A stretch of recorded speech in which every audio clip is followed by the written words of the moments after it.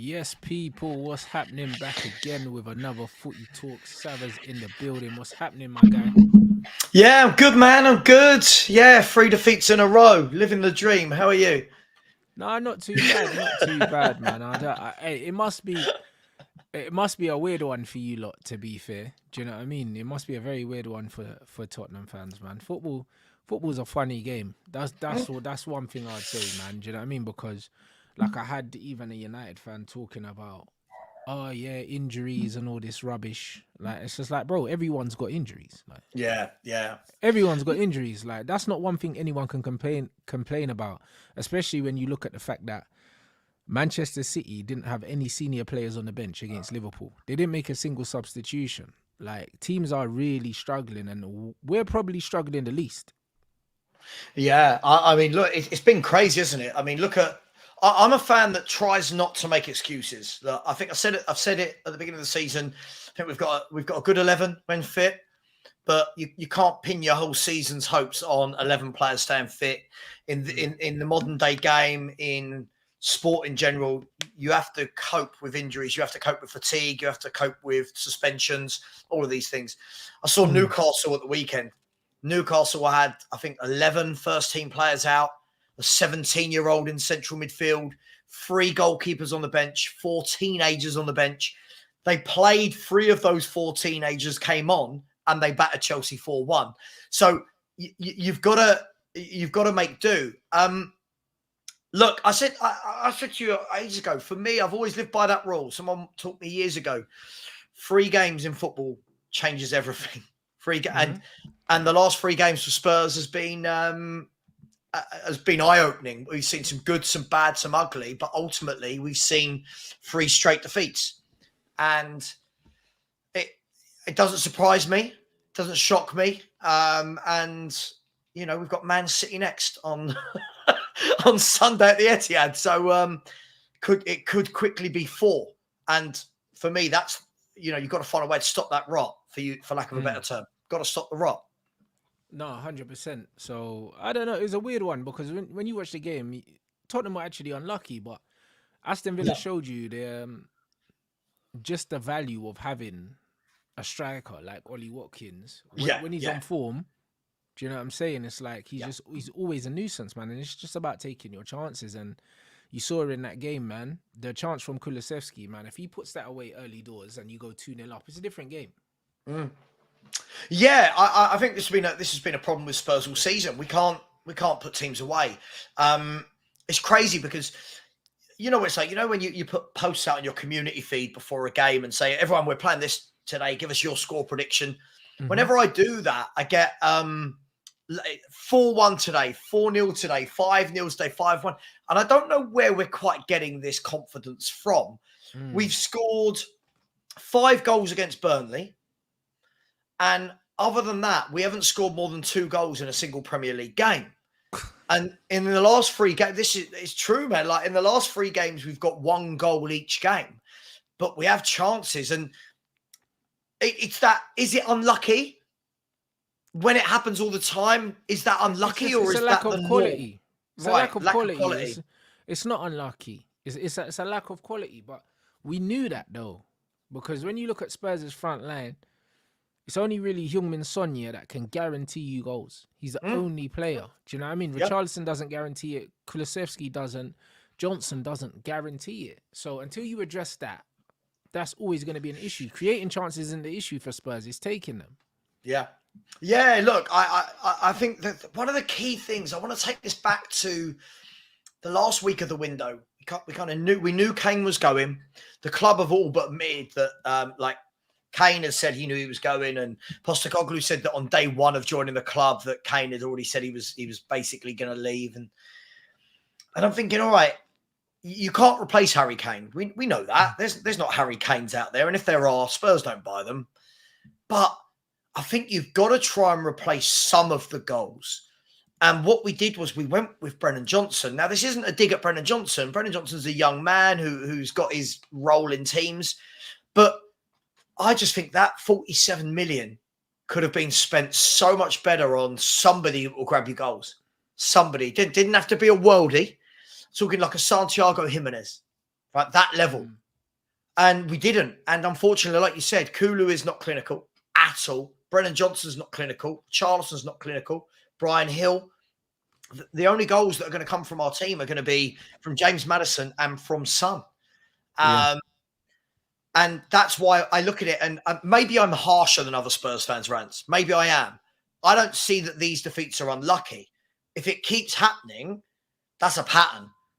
That's not unlucky. It keeps happening. We keep not finishing our dinner. So I don't know. I mean, Man City next as well. That makes it 4. Now you're 4 defeats in a row. What do you know what I mean? How does that stop, Rads? How do you cut that off? You know? I don't think there's anything you can do about that. One thing I would say is you have to take, if you're Tottenham, you take every game for what it actually is. Do you know what I mean? Because there's a danger of grouping these results together and then it's all doom and gloom. But look at, apart from the Wolves game, forget Wolves, like Man City. Even if you had everyone available and you lost that game, no one would have been surprised. Like, no, it's of Man course City. not. Of course Do you know what I'm saying? The Aston Villa situation, was unlucky. Given the sense, given all the injuries that you've had, it's unlucky that you played them at the time you did with the players, and you could have won it. Like, do you know what I'm saying? And then what was the game before that? The Chelsea game, you had 2 players sent off. So it's like, it's easy to kind of group it all together and start catastrophizing. But just like, if I was a Spurs fan, I wouldn't get so down about that. It's just, as a Man United fan, like, we've won like 4 or 5 on the bounce, and it hasn't made me any more confident about my team. I still know we're rubbish. Do you know what I mean? So I don't think it's all doom and gloom. Listen, this was expected. Whether or not it happened now, later on in the season, there was always going to be a time where we went through some adversity. We're going through it now. That only goes to show how important it was that we did have the good start that we had. Otherwise, we'd be slipping right down the table. Look, as I said, I feel like we'll lose to City. Then we've got 2 home games in a row. We've got West Ham at home in London Derby, and then we've got Newcastle United at home. That's a difficult game, but you win them 2 difficult. games, everyone forgets about the 4 games that you. But if you lose to City, then everyone forgets about the 4 games before. That's what football is. I think if we can get a minimum of 4 points from those 2 games, that would be brilliant. And look, for me, nothing's changed for me, Rants. I've had the same target for this season all along. If we can get back into Europe, it's a good year. If we can get Champions League, it's a phenomenal year. So for me, let's get the first target out of the way. Let's get back into Europe. I think we will. When I look at the strength of the league, are there 7 teams better than us? I'm not sure there's 7 better than us. I think there's definitely 4 better than us, possibly 5, depending on fitness and injuries and stuff. But look, it's just, you're right, because it's all grouped into one, because it's 4 in a row, rather than if someone had said Spurs are going to play 16 games this season and we've lost 4 of them, you wouldn't bat an eyelid. You wouldn't bat an eyelid. 1 defeat every 4 games. We've lost 10 games this season, bro. Maybe 11, 10. Like, that's crazy for Man United. We've lost more than we've won this season. And everyone's giddy because we're on a run of playing against teams that are fighting for their lives. Do you know what I mean? Like, it doesn't really mean anything. Any decent team that we've played, we've lost.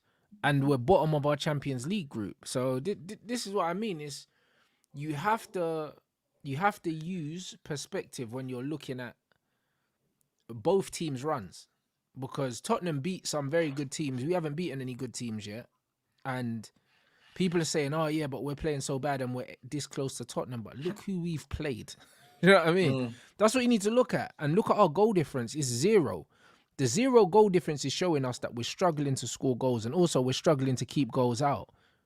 So there's not really much positives to take from where we are, because it will balance itself out. Yeah, look, of course. I think, as with any kind of debate, as with any topic, it's probably somewhere in the middle, right? With all of these things. It's never as bad as you think. It's never as good as you think. It's probably somewhere in the middle. Look, Tottenham for me is, I think what's happened is the really good start has made the football world sit up and notice us quicker than I think we expected, right? And I think everyone then started going, oh my God, look at Spurs, look at Spurs. Spurs, how are they going to do? They're going to drop off. But whereas I think if you actually take a step back, if you take off bias, against, whichever way you want to look at it, I think you turn around and go, if someone said Tottenham are going to be 5th after 13 games in the Premier League, 4 points off the top of the table, you'd say that's been a really good start to the season. And it has. What we've got to make sure we do, though, as I said, the Man City game for me is a free hit. It's the 2 games after that, followed by Forest away. We say, right, you've got to get some points. You've got to win 1 and draw 2, win 2, draw 1. You've got to get some points, because otherwise, what you will then start seeing is the gap, which I think is going to happen anyway. By the way, Reds, I think Liverpool, Arsenal, and Man United, and Man City will start to create a little gap there between the rest. And I think at the moment, the Spurs, the Villas, they're clinging on to a coattail, but we know it won't really be there when it matters. Do you know what I mean? No, 100%. But what you got to realize also is it's like, it's just a momentum thing, innit? It almost feels like a rut, innit? When you don't know where the points are going to come from. It's just like when you were on your run where you were beating everyone. It's like fans felt like, oh, this is never going to end. It's almost if you were like winning 2, drawing 1, winning 1, losing 1. It's almost easier to manage. Even if you end up with the same amount of points, it's just because it's all grouped together. That's what people need to understand, that the league is 30 odd games. Like, do you know what I'm saying? Like, you can go on a run of losing 3-4 games, but then if you go on a run of winning 6, all of a sudden, like, nobody remembers. Like, football, you're very much as good as your last game. Like, that's just kind of how it always is. For sure, mate, for sure. Listen, you're right. If we had lost 1 every 4 rather than 4 in a row, it would just be normal. Look, I'm not worried. This season for me was, I've said it, it was a free hit for Postecoglou. It's a free hit for him for me. I think that it was quite unfair for some fans to start putting that pressure on him of challenge for a title. You must win something this year. This year for me was clear out the deadwood. We've done some of that in the summer. We'll do some more in January. We'll do some more next summer. Clear out the deadwood. Implement the philosophy. Let's get to the end of the season and say, all right, the players are happy, the manager's happy, the fans are happy. Now, next summer, what you got, Levy? What you got, Enoch? We've seen the style of play implemented now. The fans are happy. Everyone's comfortable. The manager's not new anymore. What you got to kick on? But I just think we need to... I think we need to just know what we are at the moment. And not when I say we, I mean all football fans need to realise what Spurs are at the moment. They are a work in progress with a new manager, a new ideology, new philosophy. And for me, it's not it's not the end of the world losing to Villa. It's not the end of the world losing to City. It's not. Especially the form that Villa are on, with the injuries that you've got as well. And the manner you lost, it's not like you got completely outplayed and they battered you. For sure. It wasn't that. Like, for sure. Look, I think what people get frustrated about more than anything is, look, you've worked with me long enough to know now, I like to critique things. I like to have a look and go, okay, we didn't win that, right? Why not? Could we have done anything different? What could the manager have done? Was that substitution right? It's what we're YouTubers for, right? So we can debate and talk football. I mean, what people don't like is if you start doing that, they start looking at you and going, oh, you don't like the manager. Like, I think the manager made a couple of strange decisions yesterday. I thought he was really brave and got it right to begin with. Then I think the in-game management, I think, tailed off. With that, you get, you want him out. So, well, no. That's where I think we're at. Listen, I'm comfortable with where Tottenham are this year. I didn't expect anything. You know that. I'm not expecting silverware this year. We've got far too much deadwood at the club, and it's all on Enoch and Levy in the transfer windows. Nothing will change until they change.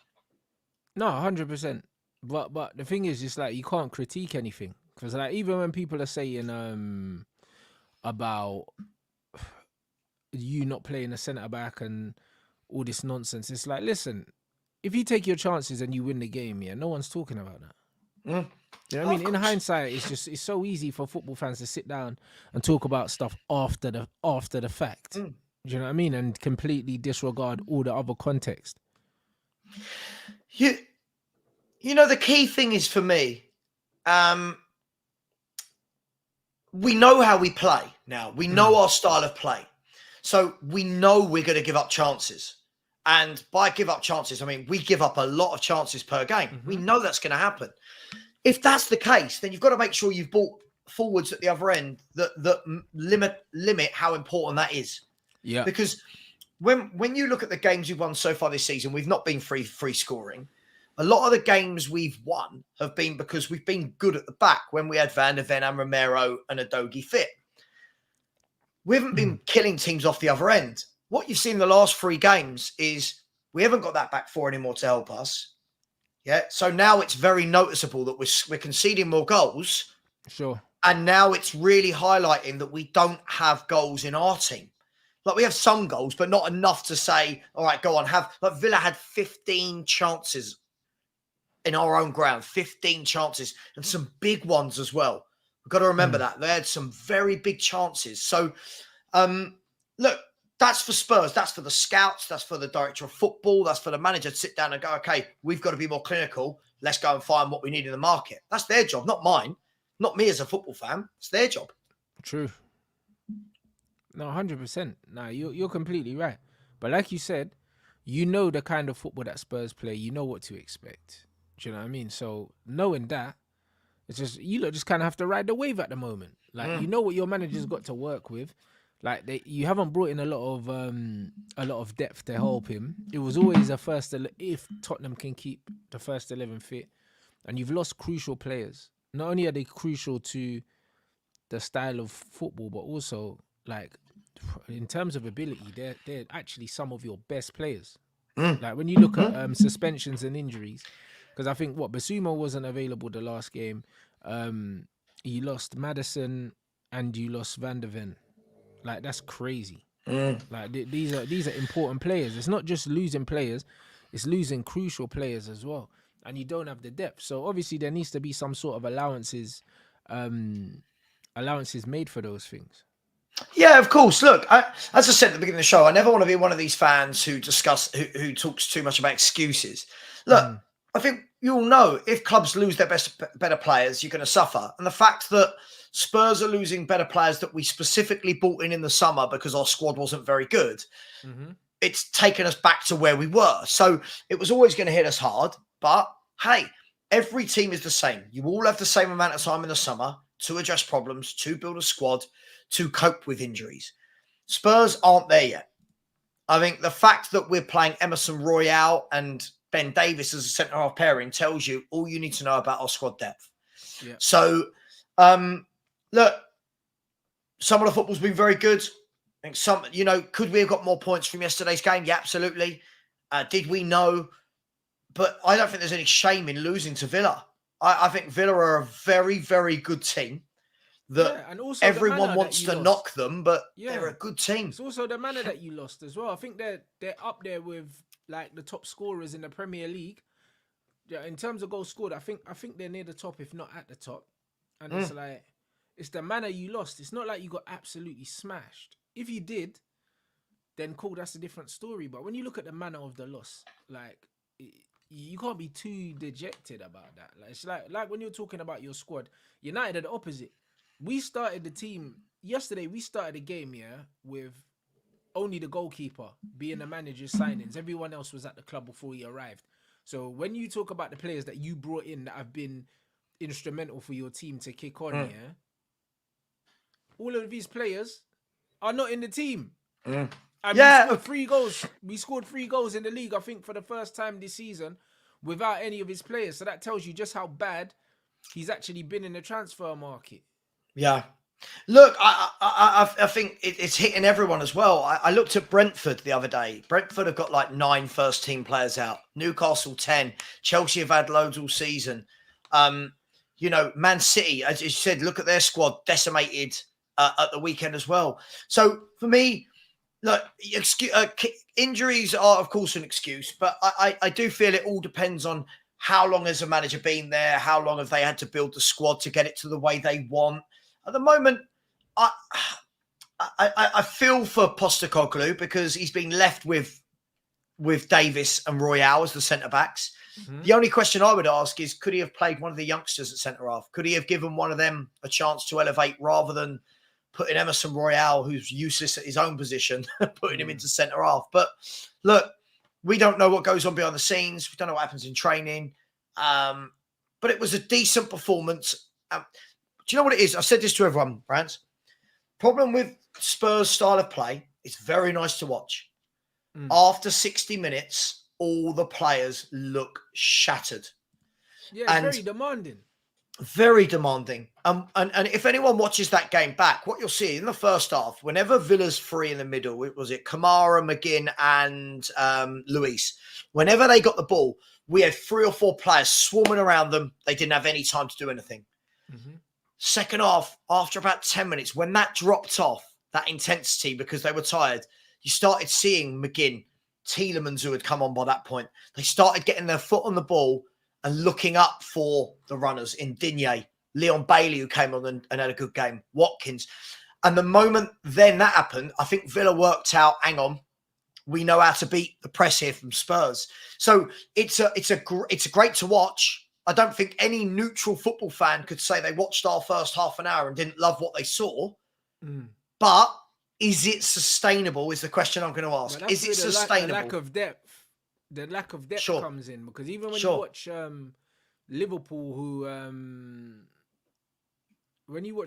who press quite similarly to you lot, if you watching their game as well, like I think Klopp might have made all 5 of his substitutions. Do you know what I mean? Because it requires fresh legs when you wanna put pressure on the ball like that. Whereas City didn't have any senior players on the bench.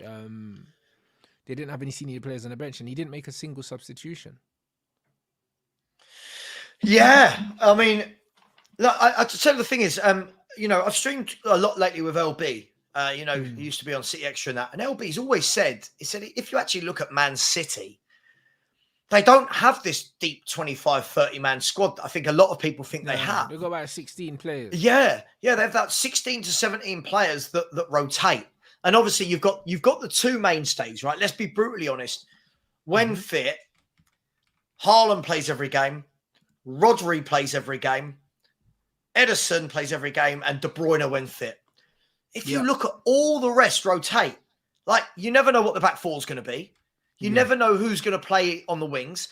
And that's how they do it. They don't use a big squad. They've just got so many good players in the first 16, 17 that them dropping out a Grealish for a Foden isn't a drop-off, right? It's no, not really. Whereas the other clubs, when you drop off from if you look at Arsenal, you drop off from a Saka to a Reece Nelson, it's a drop-off, right? So that's where I think City have been great. But at the same time, City are now finding out, hang on, we've got 7 or 8 players missing, and they're struggling. They've got nothing to come off the bench. But look, for me, it's all clubs. All clubs are suffering with this. I can't sit here as a Spurs fan and go, oh, poor us. It is what it is. You deal with it, you move on. Is that fair? I don't know. Very fair. Do you know what I'm saying? And 100%. Their quality makes people think, agreed, that their squad's bigger than it is. But not just quality, but also versatility. Because if you look, keyword. Because when you look, they literally brought Akanji into midfield to step in and do the job that Stones did, and he done it just as well against Liverpool. Like he played really well in there, and that's what Pep does. Pep brings footballers in. Do you know what I'm saying? Players that he can adapt and play in different situations, and that's why it does feel like he's got more players, because he's got multifunctional players that he uses in multiple positions. He can use in multiple formations, and that's the smart way to do it, because that means even though he's got 16 players, because they play in multiple positions, it feels like he's using a squad of 22, 23 players, but he's not. Because if there's an issue on the left wing, you can play Foden there, or you can play Foden on the right, or you can play him centrally. And you can say the same about Bernardo's played in a double pivot. He can play on the left, he can play on the right. Like Foden's even played false 9. And that's how you make sure your players get minutes and they stay sharp. And maybe that's also why by the time it comes to the business end of the season, when City need to pick up points, all their players have got their second wind, and they just kick on and absolutely hammer teams. Yeah. Look, I think the key word you used there was one of the first ones you used. It's that versatility. So many squads in this country, you've got players for set positions. I think the fact that they can literally float their players anywhere, that's what he's always done, right? That's what he buys. He buys people that are comfortable footballers. Before we worry about their position, they're footballers. Yeah. So he knows it doesn't matter where they are on the pitch. They've got quality in their feet. They can receive the ball. They can float about. They can interchange. And that's why I don't really, when people go, oh, what formation are Man City playing today? I don't ever really read too much into it. They're all going to interchange anyway. Yeah. Other clubs haven't got that. But look, they're not immune to it. When I'm looking at their squad now, I'm looking at their subs and their injured players. It's not a big squad. It really isn't. Really isn't that big. They had a bunch of kids on their bench in the last game. Yeah. So, but look, it's the same as anyone. I mean, people have to deal with injuries. That's life. It's the same for everyone. If you can go through a season without any of your players getting injured, you've had a touch. Yeah. But I don't know anyone that does. And look at Arsenal last year. Yeah. You look at Liverpool. What was it? The year before, when they had the massive injury to Van Dijk, knocked them for 6. The massive injury to Saliba knocked Arsenal. Yeah. The massive injury, like our injury now to Van de Ven, has knocked us for 6. It happens to everyone. There's nothing you can do, and you keep ploughing forward. It can't be the reason why you do or don't win a league. No. That's why you have squads. Oh, 100%. And that's why you can't really use that as an excuse. Like, even this comment he's saying that Ten Hag said he wants to focus on 13 players. Our squad ain't good enough to do that. Do you know what I mean? He's focusing on 13 players, and Scott McTominay is one of them. Good luck. Good luck. Do you know what I'm saying? And this is the problem. Like, Man City can do the small squad thing. If you're going to do the small squad thing, then you go for quality over quantity. Yeah. Now, you don't have players in there to make up the numbers. City don't have players to make up the numbers.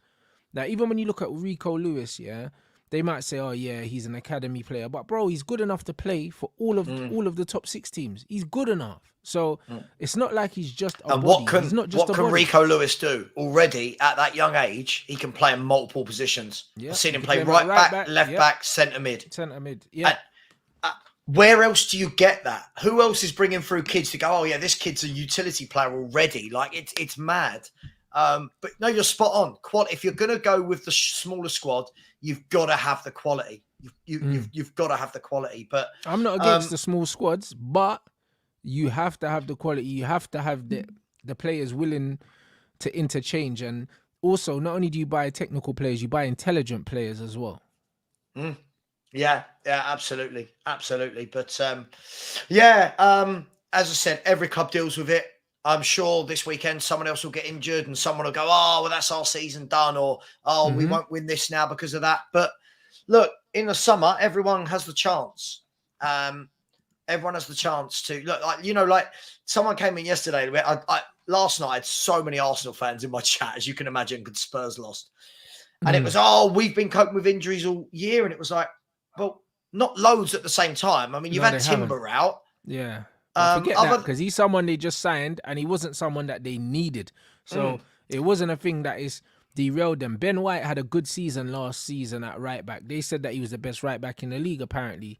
And you went and signed Timber to play right back. So the fact that Timber got injured, that's not a massive... Do you know what I mean? That's not a massive dent in your title aspirations. Like, do you know what I mean? Thomas Partey is the only player that's been injured, for a sustainable amount of time that they can honestly say, all right, cool, we didn't have Partey. But then you signed Rice for 110 million. So what are you complaining about? Yeah. This is the thing. Look, I think it's more difficult for the lesser teams. Yeah. And when I mean that, I mean, when you are an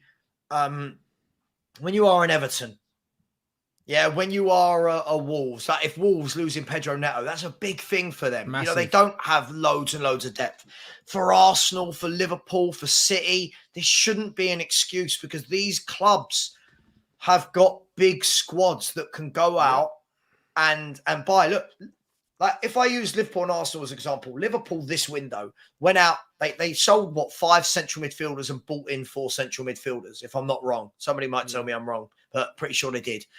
Yeah, Szoboszlai, Alexis McAllister, Endo, and Ryan Gravenberch, right? That's them saying these are the midfielders we're comfortable going into the season with. Sure, you then look at that and you go, okay, you've got Harvey Elliott who can play centre mid. You've got Curtis Jones who can play centre mid. You've got is it Bajcetic, the young lad who can play centre mid. So you've got 7 or 8 midfielders there. One of them gets injured. That's why you've got the squad. Sure. They've got 5 forwards. Liverpool 5. Yeah, they got an embarrassment of riches. Right, attacking department. Absolutely. Then at the back, then you have to ask, okay. Well, that's where you're weakest in terms of depth is at the back. Cool. So now you know your next window, you need to go Liverpool and buy some depth at the back. But what I can't hear is, Alexis McAllister, I'm not saying he is, but Alexis McAllister's got injured. That's our title hopes gone. Well, hang on. Out of here, man. You've got a squad. Same with Arsenal. Arsenal just went and they've just been in a title challenge, right? They've just then, on top of the title challenge, gone and spent 200 million on midfielders. They've spent like £230 million in a window.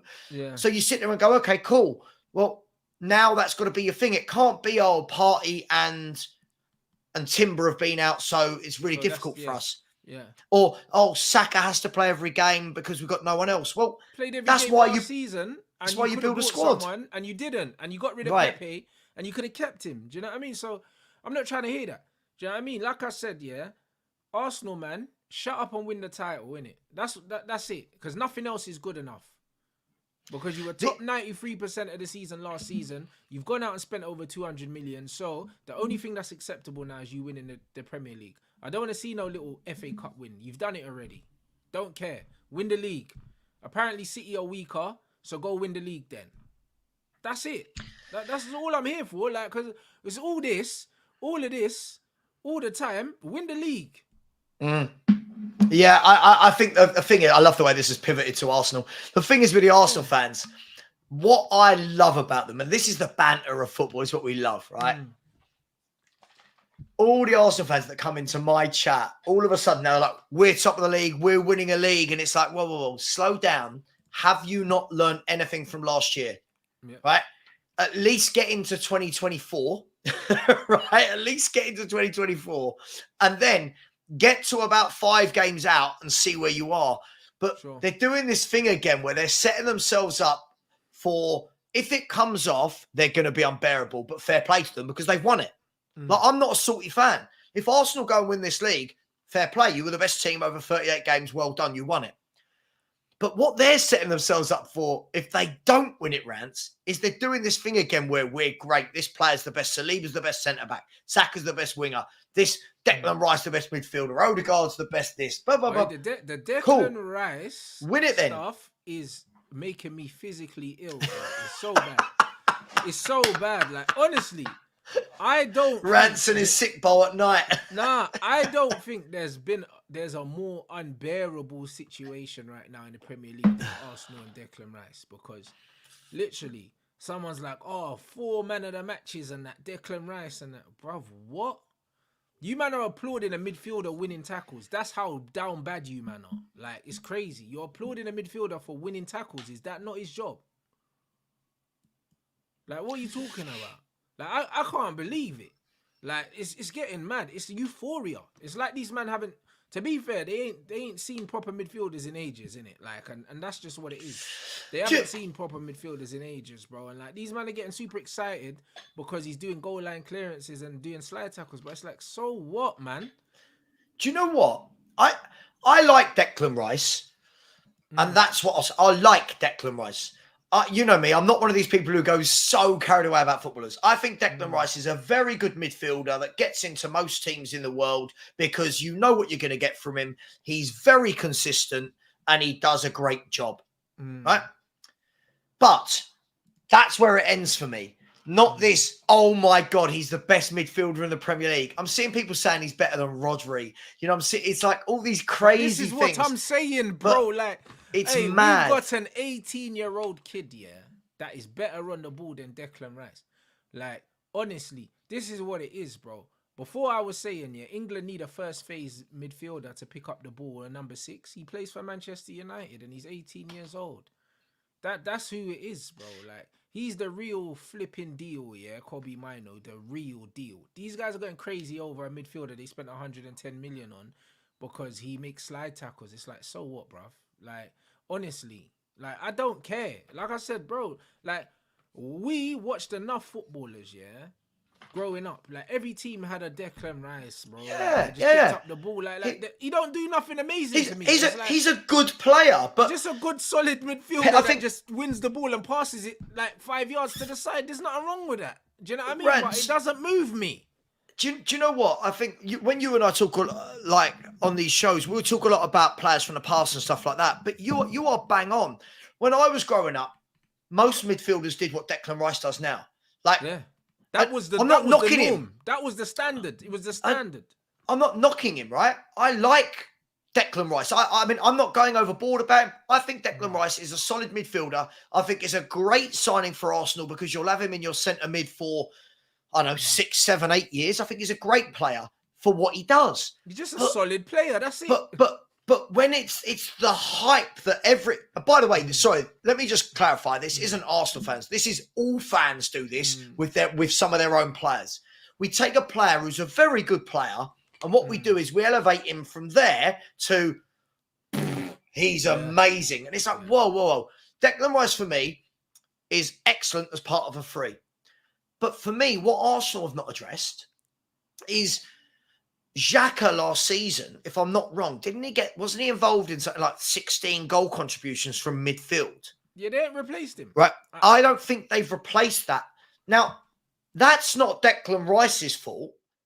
The signing of Havertz was the strange one, but I still don't think that midfield three is quite right. Now, I'm not knocking it. They're top of the league. No, you're right. The balance is not knocking it. But the balance doesn't look right. I don't know why. I don't know what they're trying to do. But listen, very good player, Declan Rice. I'd pick him every time for England. I would. I'm not gonna say I wouldn't. But isn't it funny that when a player moves to your club, not yours, I mean, like in general, like as a football fan, all of a sudden they go from being just a normal player to, this is the GOAT. This is the best player in his position in the world. I've got Arsenal fans coming into my chat telling me that Odegaard's better than James Maddison. And I'm like watching them both going, nah, sorry, based on what? No, and listen, it is funny. It's not, by the way, don't get me wrong. There's loads in my fan base that do it from Spurs player point of view. You've got them in Man U. Liverpool will have people that tell you that, that Trent Alexander-Arnold's I saw a debate. Sorry, I'm on one now. I saw a debate on Instagram. I didn't join in, but it was after Trent Alexander-Arnold somehow got man of the match for Liverpool after being roasted by Doku. Yes, because he scored a goal. Because he scored a goal. But the debate I was seeing, right, was all the Liverpool fans were going, Declan Rice should be England's best right back. He's the best one. All the Chelsea fans are going, nah, what you want about? It's Reece James.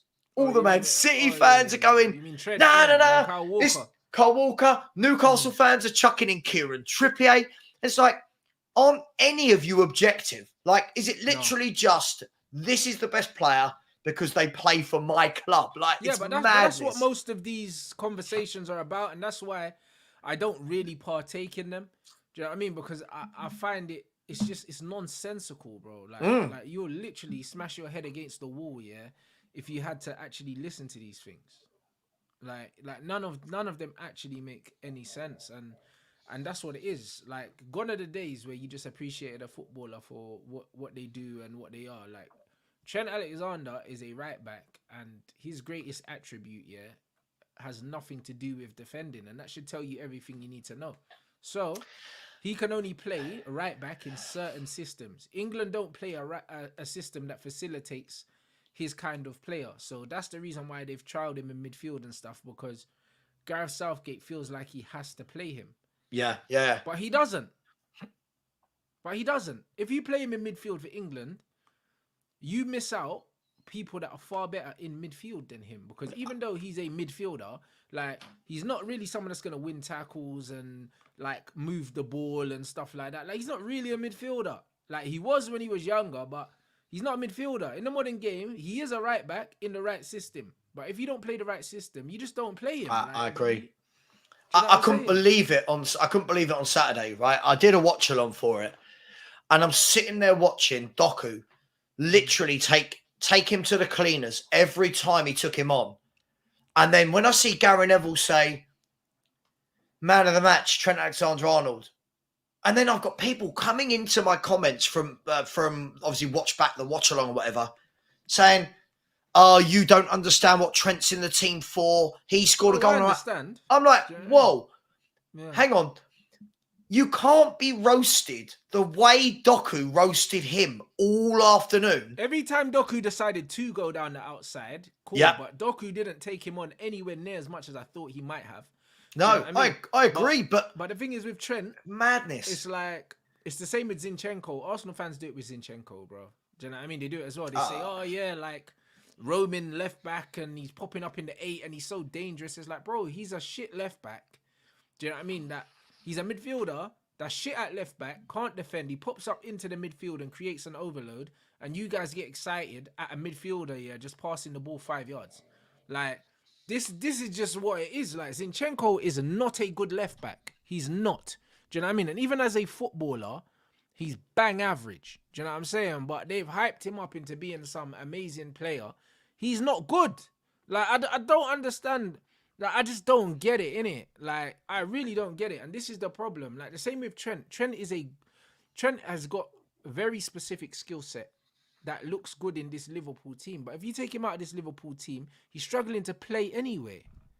Like, he's struggling to play anywhere, like, at right back. Because if he plays right back at a team that doesn't dominate the ball and he has to defend a lot. Right, yeah. He's not good enough. Do you know what I'm saying? And the thing is, if you put him as a midfielder with actual midfielders, he's not good enough. Do you know what I'm saying? And it's the same with Zinchenko. Zinchenko's not good enough as a left back. And also, if you play him in midfield, he's not good enough as a midfielder. And do you know what? We've got one. Pedro Porro. We've got one.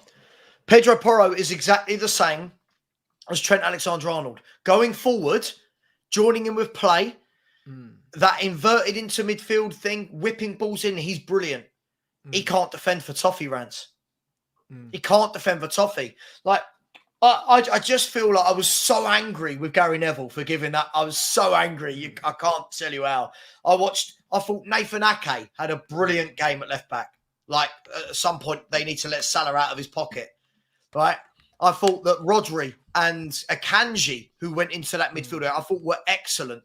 Bernardo Silva had a great game. Haaland helped holding the ball up, bringing others into the game. And then he went man of the match. Trent Alexander-Arnold. My mind went crazy. That was crazy. Oh. It's like, what are we doing here? Like, we're not even giving it to the best people on the pitch anymore. But I love how our conversations spiral. I love it. No, but that's the whole point. Super chat. I'm glad I'm more of a football fan, neutral than an Arsenal fan. I've never seen an average team win the biggest honours. So how do you become world class at Arsenal? I don't know, bro. Like this is what I'm trying to say. Like I don't really know. Do you know what I mean? But a lot of Arsenal fans get sensitive about stuff like this.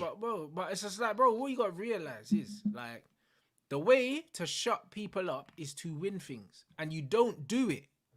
So it doesn't matter. Do you know what I'm saying? Like, the way to shut people up. Like, I grew up watching my team win trophies every year. Nobody could chat shit about my team because we were lifting trophies every single year. Do you know what I'm saying? And that's it. If you want to shut people up, win stuff. Unfortunately, you lot don't do that. Look, do you know what? As I said, I'll go back to what I said just now, right? If Arsenal turn around and win the league this year, I turn around and go, fair play, you deserved it. Whoever wins it deserves it. I'm not one of these that goes, oh, but. No, 38 games of the season, you win that title, you've won that title, right? Over 38 games. If Arsenal win it, fair play to them. But what they've got to do is their fans, off the back of one good year last year, bearing in mind before that they were finishing, what, 8th, 5th, whatever it was, off the back of one good game last year, they're gloating like they've won something already. And You haven't won the league. Get over the line, then everyone takes you a bit more serious next year. Being top after 13 games isn't the thing to be gloating about. And my sensible mates who are Arsenal fans are saying, listen, long way to go. Listen, feet on the ground. We saw what happened last year. The online, I suppose, Arsenal fans, like the ones you've got in your chat now that come in my chat, are just like, oh, everyone hates us. No, we don't hate you, but you big yourselves up to here. And then when your standards, when you finish there, you then want to start making excuses for it. Oh, but it was Saliba getting injured. Could happen again. You don't know. But this is what I'm trying to say. And like the guy put in the chat, and this is the reason why I block you lot, because you just chat rubbish and I can't be bothered with your crap here. It's like, man's saying, oh, so what, Saliba's not world class? No, he's not. Like, what? No, he's not. Not yet. Not yet. He's got the potential to be a world-class centre-back, but what has he done? What has he won, like? Do you know what I'm saying? Like, what are you talking about? How can you say he's world-class? He's not proven himself in the game yet. Do you know what I'm saying? Like, he can barely hold down his place in the French national team at the moment. Like, he's not solid, bro. Do you know what I'm saying? Until he's solid, he's not world-class. He's a top player. Do you know what I mean? Like, he's a top player, but he needs to do it for longer. Arsenal need to win some stuff as well. Like, you lot ain't won nothing. What's he won with you lot? Nothing.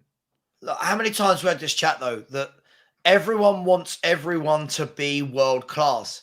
Like, it's not just something you can just go, oh, you're world class. By the way, I like Saliba. I think Saliba's a really good defender that is still young for a centre half. Bro, no one's not saying he's good though, bro. Like, yeah. You know the funny thing is, everyone's complimenting Saliba. I think everyone that I know as football fans, I've never heard no one say Saliba's not good. I've never heard it. He's quality player. But I mean, but Arsenal fans are like, oh, I want you to compliment us, bro. Piss off. Do you know what I mean? If we don't talk about your team, we're hating. If we talk about your team, we're hating, bro. I do not give a shit, bruv. This is not AFTV, bruv. Do you know what I'm saying? If you want someone to suck off your team and suck off your players, go over there, innit? This is a channel where we just talk about football in general, bruv. I'm not going to praise your team for the sake of praising your team, because this ain't an Arsenal channel. So if you don't like it, why are you here? I don't care. Listen, you know my opinion on the world class thing. I think for me, you've got to be doing it at the top level 4 years. Bruv, at least 3 years. You got to give me at least 3 years of performing consistently at the top level, and in them 3 years, you should bloody win something as well. Do you know what I mean? Because it's not very often that you see world-class players, at teams that don't win trophies. How often do you see that? No, of course you don't, because you know more often than not, they end up being bought by a bigger club, or they're winning trophies at that current club because they're surrounded by other players that are world class. Look, I love the world class conversation. I really do love the number of times I sit down and go, right, who's world class in the Premier League? For me, it's getting fewer and fewer by the year.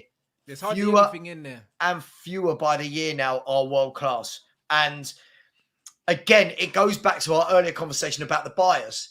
I remember a couple of months ago, someone was going, it was actually a conversation about who's world class at Spurs, and I turned around and said, no one for me is world class at Tottenham. I don't think we've got a world class footballer. We've just sold the only world class player in Harry Kane. And then that turned into Arsenal fans coming into the chat going, oh, well, we've got boom, boom, boom, boom, boom. And I'm like, whoa. For a club that's got so many world-class players, why aren't you winning the league and the Champions League every year? And this is the thing for me. Can you have one or two in a team that aren't winning trophies? Probably, maybe one, I reckon you can. Is there anybody at Arsenal right now? If I said to you right now, Arsenal and Liverpool between them, who's world-class at Arsenal or Liverpool? Salah? Mo Salah, and you'd look at Mo Salah. You would look at, some people might still say Virgil. I think he's below that level now. Do you know what I mean? He's not the same player post. Oh, he's dipped.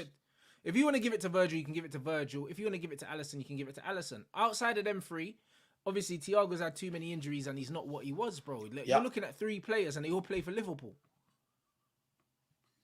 I don't think anyone at Arsenal is. I don't think anyone at Tottenham is. I don't think anyone at Man U anymore is. I think Casemiro is suffering because of the environment around him. I think if you look at it, you've got a few at Liverpool, and then you've got a plethora of them at Man City. Other than that, is there anyone else? I mean, there's no one at Chelsea, as far as I can see. There's no one world class at Chelsea. I don't think there's anyone world class at Newcastle. I don't think there's anyone world class at Villa. Where are the world class players? Like, people are trying to chuck Trent Alexander-Arnold. That's why they won the treble. That's why City won the treble, because they got the most world class players in the league. Like, that's why they won the treble. It's not a coincidence. Do you know what I'm saying? It's not a coincidence, yeah. Like, where the trophies are, usually, apart from Liverpool. Like someone chucking in, like someone called Guna in your chat, chucking in Bukayo Saka and Saliba as world class. Based on what? But this is why you man get removed from the chat, bruv, because it's not serious. Do you know what I'm saying? And then you lot get upset. Like, it's like, why is Salah not Salah? Right? I'll tell you what. Here's what I'll say. Hey, bro. Right? If you're gonna say what position, would we all agree, right, that Saka and Salah play the same position on the pitch? We agree to play the same position.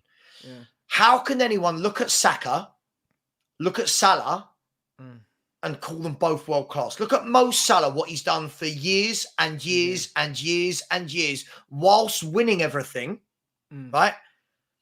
And then you look at Saka, who's nowhere near him in terms of output, ability, not won things.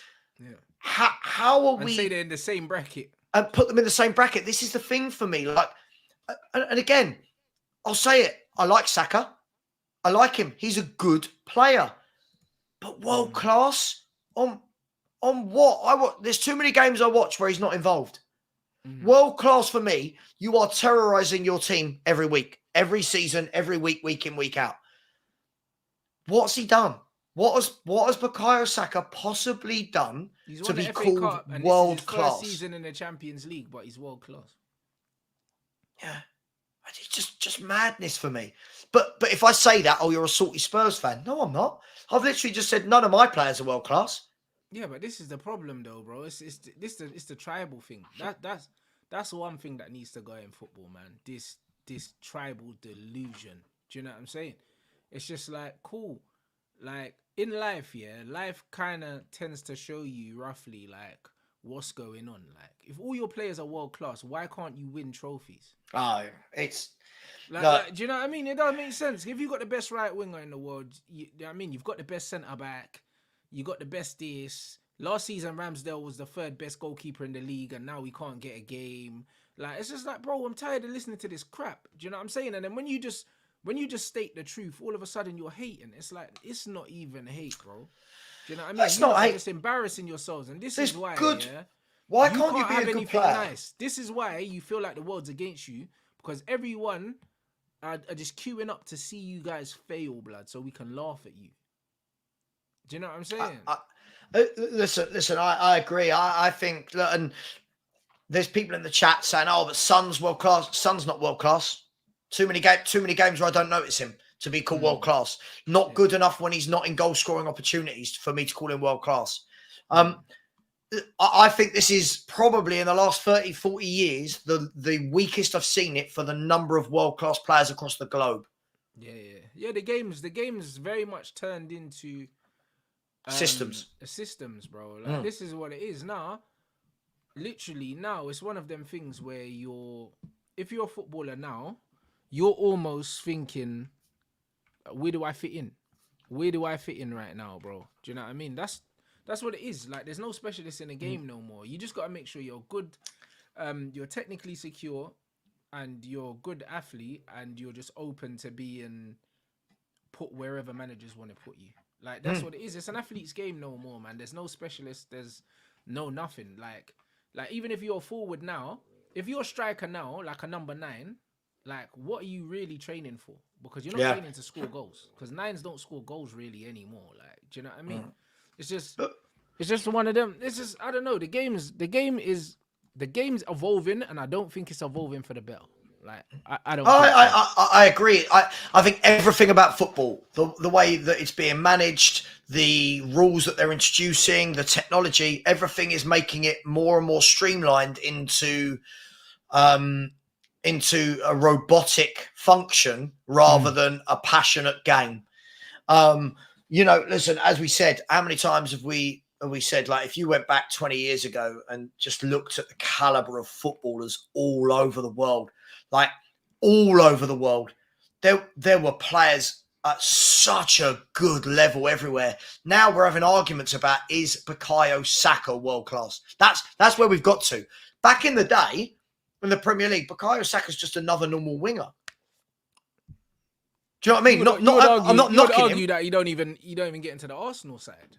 Do you know what I mean? Like, well, back in the day, look at that Arsenal Invincible team. Bukayo Saka's getting nowhere near that. Yeah, but even later than that, I remember when Arsenal had players like Samir Nasri, who was unbelievable, by the way, and ended up going to City. When they had the Nasris, the Cazolas, the Rositskis and that, bro, that team was crazy. The technical level of that team was unbelievable.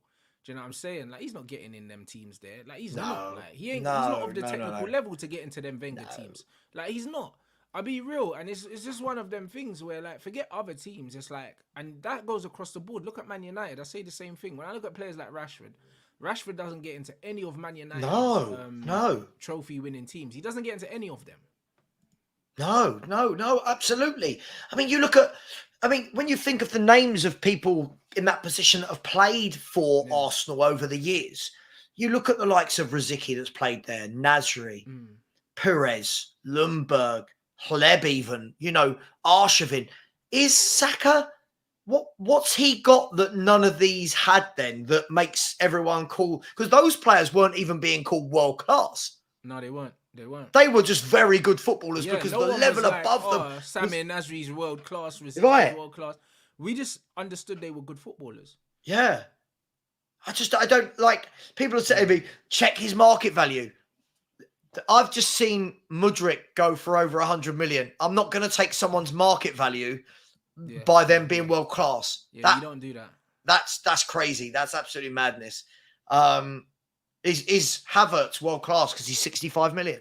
Like, it's just madness. Havertz another one. He gets nowhere near Wenger's Arsenal teams, and this is why I say it's like you kind of have to take the game for what it is now. Do you know what I mean? There's certain principles that just don't correlate in the modern game, bro. Like they simply don't. They don't. It's changed. Yeah, Rants, we've said this so many times. It has changed to the point where I remember watching games and you looked all over the pitch. You know when Sky put the graphics up, the lineups at the beginning, you go, God, look at those players. Yeah. Now I look at a lot of average players with fans hyping them. Like still right now, I'll tell you what, I love reading a chat. The number of Arsenal fans in this chat talking about Bukayo Saka being world class. I need to know why. Like, I want a sensible Arsenal fan to say to me, he is world class because of X, Y, Z. There's none. There's none. There's none.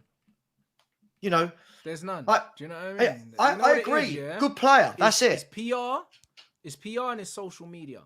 What social media does is, there's a lot of people that reinforce stupid opinions. So then people believe that it's the truth because there's a lot of people reinforcing the same nonsense that they believe. Yeah, that's just all it is. It's echo chambers. That's all it is. That's all it is, man. Bukayo Saka, no, bro. Like, do you know what I mean? He's not world class. Like, not in any era of football. Like, someone said, but why does Real Madrid want him? Whatever, man. What does that mean? What the hell does that mean? So someone here said to me, I'm talking about Kane, Sava, saying he has not won a trophy. Is he world class? The difference for me with Harry Kane, and forget he ain't even a Spurs player now, right? The difference for me with Harry Kane is you've just seen that you've lifted and shifted him into Bayern Munich and he's breaking all sorts of records. Yeah. This man's Harry Kane proved like he's doing exactly what we thought he would do. Harry Kane is a top player. But Harry Kane is the Spurs all-time record goal scorer. He was en route to be the all-time Premier League goal scorer. He's the all-time England goal scorer. He's going to Bayern Munich and breaking records already. Yeah. I mean, when you look at him, everything about him looks world-class. Right foot, left foot, in the air. Yeah, his playmaking ability, his passing, everything. Now what is Saka? If you're going to tell me Harry Kane is not world-class, why is Saka? Like, it's madness. It's absolutely madness. And by the way, Kane, for me, I've always been a bit on the edge. Like, yeah, you've got to go and win trophies, but watch him play. He's different. He's different. But listen, I don't know. I do think it's an age thing. People want to always say to me, "Oh, he's one of the best players I've seen in an Arsenal shirt." You couldn't have seen many good Arsenal teams then. You haven't seen anyone, mate. Yeah, like no. Honest, one of them ones. I'm not beefing with anyone that's born after the year 2000. Like about football. Honestly, year 2000 onwards, yeah. Like now, we're not beefing over football. We can't. Like, it's not fair. It's not fair. No, I think you're right. It's the same thing as I've always said to you when I have conversations with the younger Spurs fans and they're trying to talk to me about the likes of Gaza, the likes of Ginola, the likes of Chris Waddle, you know, the likes of Gary Mabbott, like top pros that did it year in, year out. And because they're not now in the media, because they're not all talk about goals and assists and stats, it's, oh, they weren't very good. You're like, what? Oh, man. No, it's crazy, bro. Like, I'm not beefing with these guys. Like, I'm just not doing it. It doesn't make no sense. Do you know what I'm saying? Like, I'll be real. Like, it's crazy, bro. You might have to get this guy out of my chat, bro. This guy's jarring, you know, like that. So no, I can't be dealing with it. Do you know what I'm saying? Like, it's stupidity.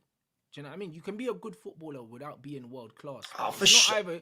It's not either you're world class or you're rubbish. Like, no, you must be a good player. Do you know what I'm saying? Like, Trossard's a very good player. He's not world class, bro. But I still have him down as Arsenal's best attacker, like pound for pound. But he's not world class, bro. Like, it's okay to not be world class, not an insult. Yes. The thing is, as well, what we do in this era as well is we always want to compare everybody. Yeah. Right. And what I mean by that is now I'm seeing lots of people go, oh, is Saka better than Doku? It's like, well, first and foremost, they're at different stages of their career, right? This is Doku's first year in the Premier League. Yeah. Right. Second of all, Doku's not going to play every God-given minute for Man City because they've got options and they don't have to play him every God-given minute. Yeah. Third, they're very different types of players. Very different. I think Saka's more of a, I know what Saka's going to do. I think Saka's going to try and cut in and... Yeah, he's more of a team player. Like, he wants to connect with players, whereas Doku wants to take players on. They're not even the same kind of mold of player. Like, they're very different. Their skill sets are very different. Like, Doku's better in 1v1 situations, but Saka's better all round technically than him. Do you know what I mean? They're just not the same. They're not the same players. So even comparing them is stupid. Like, what's the point of this comparison? Like, what does it get? What does it get you? It doesn't matter. At the end of the season, if Doku wins trophies and Saka doesn't, who cares who's better? Like, this is it, and I love it. What I love is when we have conversations like this, the chat goes mad and you're sparking conversation, which is what this is all about. But like, someone's made a great point and said, world class is Bale, Hazard, Suarez, Aguero. Yeah. When those players, by the way, I'm not saying Saka won't be. I'm saying he's not now. He could be. But those players. No, I'm saying he won't be. He won't be. Like, that's fair enough. But when I watch Bale, right? When Bale, first couple of years came to Spurs as a youngster, you know, it was a bit hit and miss, left footed. We could all see there was something there, but it wasn't quite right. When Bale had those 2-3 years where he broke through, every game he was frightening, right? Every game it was get the ball to this guy, and defenders crapped themselves. He was frightening. And nobody was arguing, is Bale. Everyone knew. Like, it was like everyone understood. Do you understand what I'm saying? The fact that there's even a debate whether these guys are world class tells you they're not. Because no one was debating if Suarez was world class. No one was debating it. It wasn't a debate.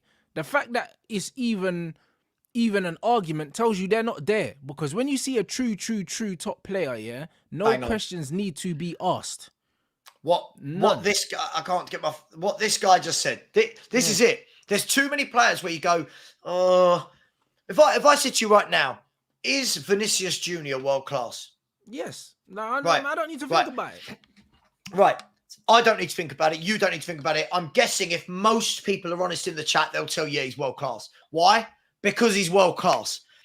If we have to, is Erling Haaland a world class striker? Yeah, he is. No debate. Right. We don't need to argue it, right? when you get to players, and I'm not picking on Saka, but when you get to the likes of Saka, Trent Alexander-Arnold, these are good footballers. Yeah, They're good exactly. But footballers. even the Leaos of this world and that, they're good players, but they're not world Yeah. class yet. Like, they need to Yeah. do it. Like, they need Yeah. to do it. Like, let them do it. And then we can be like, yo, they're doing it. Like, they're doing it consistently. They're playing at the top level. They're winning trophies and all of that. Vinicius Jr. is playing in the Champions League every season. Do you know what I'm saying? Lifting the trophy, doing all these things.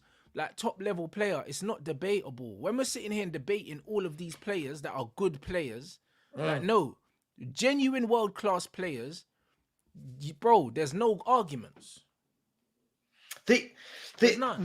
Well, someone said no, he's not. Mbappe is clear of Vinny as a left winger. I mean, But he's not though. I mean, if we're going to get to the stage where we're not saying that Vinicius Junior is world class, like the way I look at it is this: if we look at some of these players from down the years, like I'll just reel off a few Rants if that's okay. If we look at Ryan Giggs, Yeah. right, Mark Overmars, right, David Ginola, Eden Hazard. I'm picking wingers, by the way. Gareth Bale, Mo Salah. These players, week in, week out, scared the crap out of defenders. These players were the talisman that every time your team got the ball, you went out to this guy and he made the things happen. Right? And all of them, if I'm not wrong, all of them, just going to try and put this into... So Overmars was playing for Arsenal at the time, right? Who were one of the biggest teams in the world. Ryan Giggs was playing for arguably the biggest club in the world in Man United. David Ginola, if anyone remembers, was bid for by Barcelona at the time, but wasn't sold because Keegan couldn't sell him and Andy Cole in the same year. Right? Bale went to Real Madrid. Eden Hazard went to Real Madrid. This, for me, is when the big clubs are coming in for you early, when the big clubs are coming in for you, you know you got something. No, you know you've got something. When those bids are coming in, Bellingham.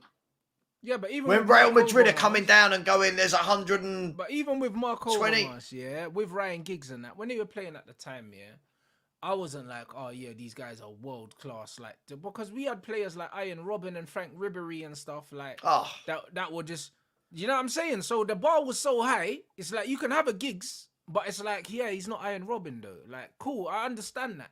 Do you know what I'm saying? He's not Luis Figo. Like, I understand that. Yeah. There's levels to this game. And now, because the levels are so low, it's like everyone's world class. No, you're not. Like, do you know what I'm saying? Like, even when you're comparing Mbappe to Vinny, yeah? Mbappe's a striker, a goal scorer, and Vinny's more of an orthodox winger. Like, they're not even the same. Like, Vinny's more linked with his teammates combined. Do you know what I mean? Take players on. Mbappe's more like make a beeline, try and score a goal. Like, they're not the same kind of players. Like, Vinny's more of a winger, and Mbappe's more of a striker. Do you know what I mean? So it's more of what you like. But the levels between the two of them, there's not a big gap between their level. Like, Vinny is as good a footballer. He just doesn't get the numbers that Mbappe gets because Mbappe's a goal scorer and Vinny's not. You're right. But they're both world class. It's levels. The problem is now, I think, is that because the quality isn't as good as it used to be, the levels aren't there as much. That's the problem. Do you know what I mean? Like, as we said, if you're going through, like, remember the days Barcelona, all their players would be world class. Real Madrid, all their players would be world class. Those days aren't here anymore, right? It's sprinkled. Players are sprinkled. See, for me, footballers that are world class, like some of them, you don't have to have GA. It's not all about that. Nah, I would like Bernardo. I was looking at that comment there. Bernardo Silva, week in, week out, is a pain in the arse to play against. Brilliant player, can play multiple positions, superb technique, superb passing, wonderful skill, both footed. That's a top world-class footballer. Rodri, you look at Rodri, runs every game for Man City. That is a world-class footballer, does everything. Nowadays, we're literally just going, oh my God, there's not many good world-class players. He's world-class for doing what? For doing what? Like, you know, when Saka, for example, has had the number of seasons that Mo Salah has had, with the figures that Mo Salah has had, right? Yes. And has dragged his team. I think Mo Salah's had 4 or 5 4 or 5 seasons in the Premier League where he's competed for or won the Golden Boot. Let me have a look at Mo Salah. It's embarrassing, right? And he must have, and he would have had the Premier League goal scoring record before Erling Haaland broke it. Like, do you know what I'm saying? Like, Mo Salah's done craziness. When you look at his numbers, yeah, his numbers speak for themselves, innit? So whether people think he's still at that level, he probably isn't, because he's lost half a yard and that, and he's probably less devastating. But bro, like, he's paid the cost. Do you know what I'm saying? Like, to be the man, you got to beat the man. And he come in and he was smashing records left, right, and centre, whilst also lifting trophies. But you know, the thing is, Rants, when you look at Mo Salah, even if we're saying he's tailing off a tiny bit, right? This is his total number of goals for Liverpool in all competitions since he's been there. 44, 27, 27, 31, 31, 30, and this season he's got 12 in 17. That is ridiculous. So he's on course for another 30-goal season. I'm not saying it's all about goals and assists, but these are so No, but if you're not going to give me consistent. anything else, give me those, innit? And give me those consistently. The consistency there. I mean, how many years was that without 30? 2 seasons where he's not hit 30. That is mental. When players get to that standard, I'm talking about them as world class. You know what you're getting. Right. Do you know what I mean? You know what you're getting. It's not a hat-trick 1 week. Do you know what I mean? And then don't score for the next 5 weeks. Like, no. It's like, when you know every season I'm getting 30 goals. When we signed Ruud van Nistelrooy and we knew we were getting 30, 35 goals every season. That's what a world-class striker looks like, when you know what you're getting, bro. Like, a lot of these footballers, bro, you don't know what you're getting. Do you know what I mean? The reason why Erling Haaland's a world-class striker is because you know what you're getting. With Harry Kane, the reason why he's a world-class striker is because you know what you're getting. Every season, Golden Boot. If he doesn't win it, he's right there. He's got one hand on it. Do you know what I'm saying? And that's what world-class players give you. And there's not many players in the game right now that I watch, that I know, yeah, whether I'm watching them on a Monday, Tuesday, Wednesday, Thursday, or a Sunday, yeah, the level I'm going to get from them. Mate, I completely agree with you. And this is why, you know, you've got people in the chat saying Salah's not been good since Mane left. He got 30 goals last year. Like, I'm going to check how many assists do we reckon he got on top of that, right? Mo Salah. Here we go. Mo Salah. This guy's numbers are. Do I think he's the most silky player? Like, he's not. Do I put him on a technical level with a Bale, a Ginola, an Overmars? No, but for what he does, hardly anyone in the world does it better. Last season, right, in the league alone, he got 12 assists in the league. Yeah. Right? In the cups he's last improved year, that part of his game as well, Salah, since he slowed down a little bit. In the cups, he got 3, so that's 15. In the Champions League, he got 3, so that's 18. So last year, he got 31 goals and 18 assists in 51 games. So he's averaging a goal or an assist a game, and people are going, he's not been good since Mane left. What? What is just mind blown? But then in the same sentence, these people want us to go, Saka's world class. Like, what? I mean, that's what I mean. If Saka's world class, then Mo Salah was an alien. Do you know what I'm saying? Like, Man, it doesn't make no sense. And that's what I mean. Like, you can't look at someone doing what Salah was doing, yeah, for 5 years and then say that Saka's on that level based on what? Do you know what I mean? And this is my thing. Like I'm saying, let them cook, bro. Do you know what I'm saying? Because we can sit here confidently and say Mo Salah is him, and then we can give you the numbers and we can say, cool, for 5 seasons, this is what he done, innit?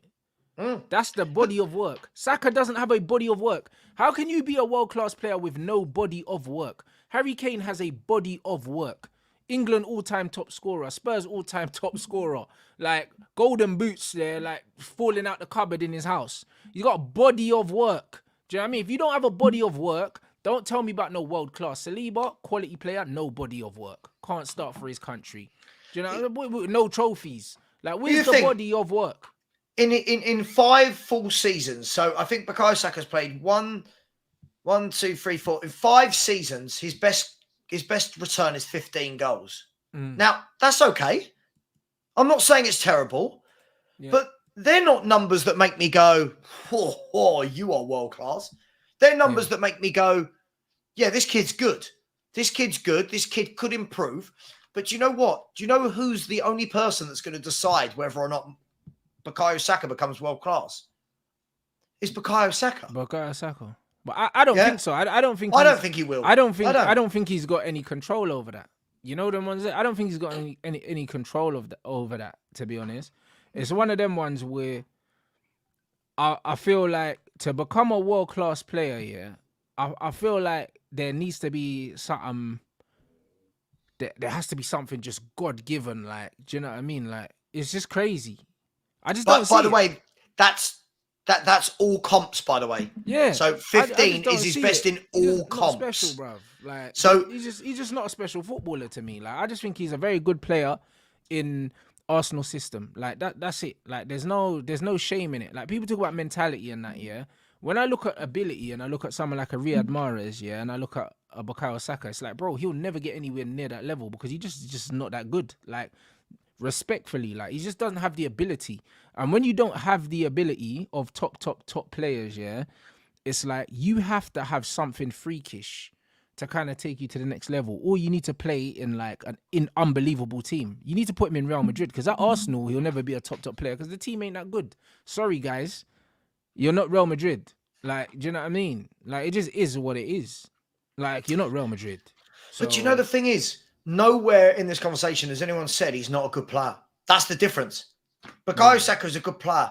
All I'm saying is when I was growing up, he would have just been another winger. Yeah, wingers were different back then because it was more of a 4-4-2.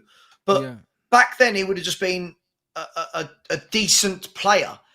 Nowadays, we're clutching. We are clutching at straws big time. Saying Rashford's worse. Bro, Rashford's awful. Do you know what I mean? But I said it already. He's awful. Like, he doesn't get into any of Man United's proper sides that won leagues. He doesn't get into any of them, bro. Like, he was a beneficiary, of multiple injuries. When he came through at Man United, he was like, bro, we had like 5 strikers out when Rashford came through. He was behind loads of players, bro. Like, Rashford, owes his career at the club down to luck only. He wasn't even making noise in the youth team like that. He just was very fortuitous that he came through at a time where Man United had Van Gaal, who was giving the young players a chance, and he got his chance and he took it, bro. But his story could have been very, very different.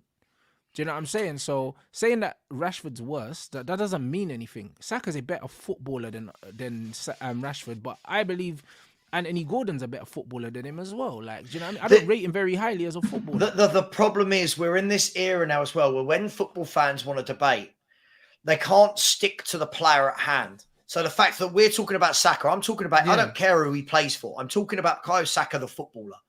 What the Arsenal fans will immediately do is go, who's better than Kulu?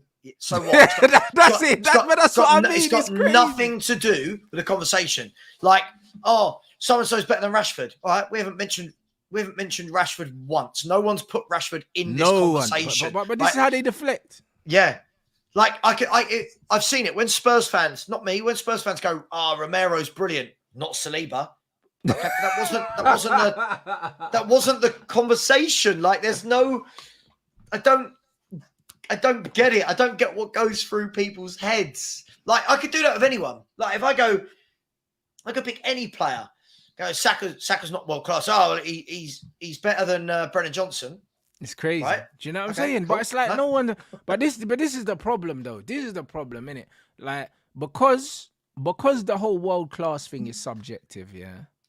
Because it's subjective, people are gonna have their own boundaries and their own protocols for what they determine a good player is, what a good player isn't, so on and so forth.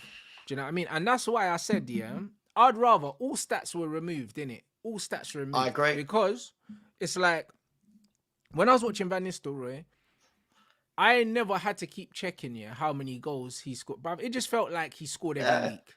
That's what it just felt like. I knew, that when Man United played at Old Trafford in the Champions League, you got a Van Nistelrooy goal with the ticket.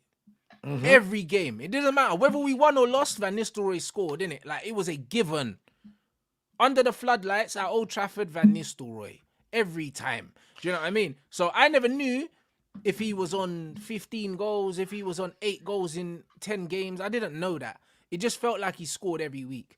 And those were the times where man weren't really looking at numbers. It was how I felt when I was watching the game. Like, you understood, yeah, who the ballers were. When Giggs picked up the ball and he was running at his fullback, you felt like he was going to get past him every single time. Yeah, There was yeah. just certain things. When Beckham got that free kick on the edge of the box, you just knew it was a matter of time before one of them hit the back of the net. Yeah. There were certain inevitabilities about having world-class players in your team, innit? There's nothing inevitable about a lot of these players now because it's like they're just not at that level. And It was I don't like need back in numbers the- to show me. I don't need a graph. Yeah, like back in the day as well, like you were saying about goal scorers, you kind of knew without looking at who's top of the goal scoring charts. Every year, you knew Ian Wright is in there somewhere. Yeah. Andy Cole is in there somewhere. Dwight York is in there somewhere. Sheringham Sheringham's up there. Ferdinand, Chris Sutton. You knew Michael Owen, Robbie Fowler. You knew that they were all in there somewhere. Nowadays, it's kind of like we're going, oh my God, so and so's got 12 goal contributions. I'm like, is that good? Is that bad? What are we basing that on? Back then, strikers scored goals. Like, no one cared about their assists, did they? Back in the day, no one looked at Van Nistelrooy and went, oh, he scores a lot, but he don't get hasn't assist.